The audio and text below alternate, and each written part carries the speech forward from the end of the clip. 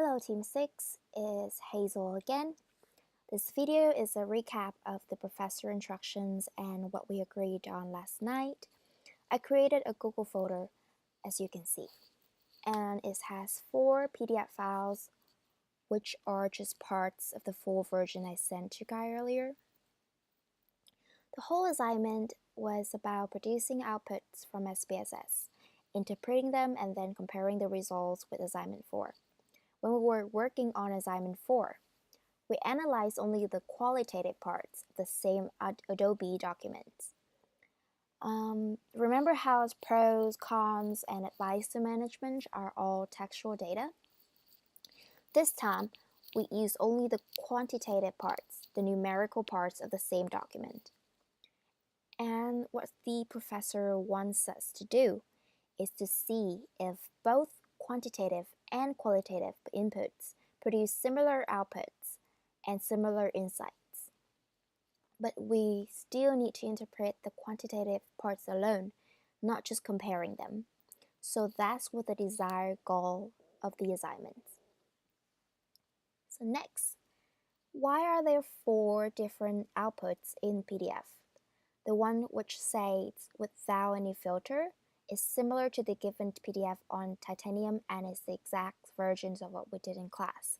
The only difference is when I use factor analysis, I chose to press more small coefficients, for example, just like that, with absolute value below 50%, as the professor instructed. Then we have outputs for current employees and former employees. By using filters in SPSS, we can look at the stats outputs for current employee only or former employee only, and these were suggested by our professor so that we can develop additional insights. Similarly, this file right here is the output produced from inputs containing data of those who worked at Adobe more than 3 years, and this was suggested by our professor as well. Initially, we planned to work on full-time versus part-time employees, but most Adobe employees are full-time, so I replaced that with looking at the stat about employees who work more than 3 years, and that was what we discussed yesterday. Now I will talk about our professor instructions to interpret the output that we got. Look at descriptive. For example, look at CEO approval. The minimum is 0 and the maximum is 1. The mean is 0.83, which is 83%. This indicates that most employees like the CEO. Similarly, you can interpret others as just like that. And look at correlation. He said anything below 50% is not considered to be correlated. Also, when looking at correlations of a case to itself, for example, current job to current job, right here, then the percentage is always 100%, which is 1. And an example, for example, let's see an example of work-life balance. There is a correlation between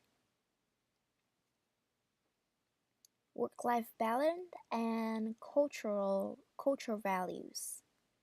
So there is a correlation between cultural values and work-life balance because the percentage is greater than 50%. Alright, so that's pretty much it for correlations. You can do the similar things for the other ones. For factor analysis, the only thing that matters is the component matrix, and which is a part of the dimension reductions that helps us to classify the data into bigger categories. What we need to do for this part is only naming these components. And for example, the first components can be named ratings, as the subcategories all provide data about ratings. So that's all what we have to do for this assignment. We need to also interpret the other three outputs in similar manner. Thank you for viewing, and I hope this helps. Good luck with the assignment, Team 6.